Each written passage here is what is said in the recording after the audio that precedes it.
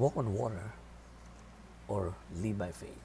In Matthew 14:22 to 33, there's a question there that how to walk on water means how to walk in faith.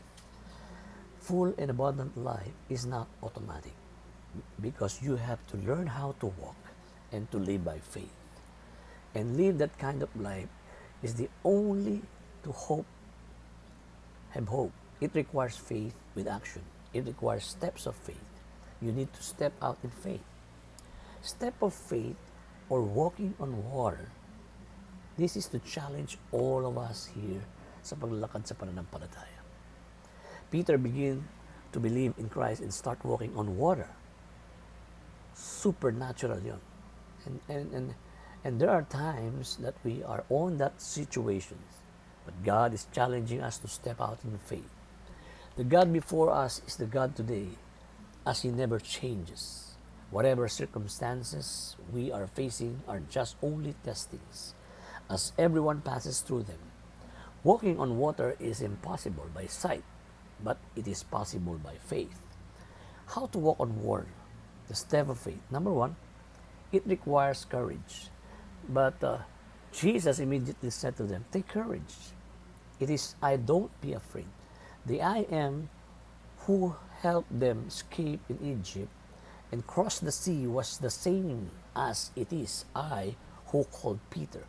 Upon hearing his voice, Peter began to gain courage to take his first step of faith on water. Moses and Peter met the same God, the great I am. Not only courage to take the next step of faith, it requires, number two, it requires obedience. Lord, if it is your will, you tell me to come to you on water. That is the request of Peter. The obedience to God sounds so simple. Pag sinabi ni Lord, do it. Parang ang daling gawin, ano po? Lord, ikaw ba yan talaga? Yes, it is. Sabi niya, take courage, Peter. Kung ikaw yan, Lord, punta ako dyan. Come, sabi ni Jesus. Sometimes being obedient is the hardest part of life. When gives you a command, what is so hard to obey? Why is it so hard to obey? When you obey God, it is always risky. Why? Because usually we depend on our own wisdom. I would rather be in the midst of danger if it is the will of God than to be in the comfort, but it is not the will of God.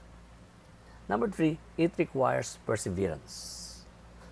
In verse 30, some people were able to take the first step of faith, but along the way, they stopped. But the moment we fix our eyes on Jesus, the moment we focus on Him, that is the time that we are straightly walk on the impossibilities of our life. Sabi ng James 1:2-4, consider it pure joy, my brothers and sisters, whenever you face trials of many kinds, because you know that the testing of your faith produces perseverance. Let perseverance finish its work so that you may be mature and complete, not lacking anything. One of everything that is happening in us, out of everything that is happening in us, we are being made matured and complete. Tandaan, mas concerned si Lord sa maturity mo kaysa sa comfort mo. My dream and my hope will happen because I trust the Lord. So you may fail, but keep on trying, no matter how strong the wind you are facing. If God is with you, no one and nothing can be against you. Just activate your faith and let Him lead you to your destiny. Thank you and God bless you.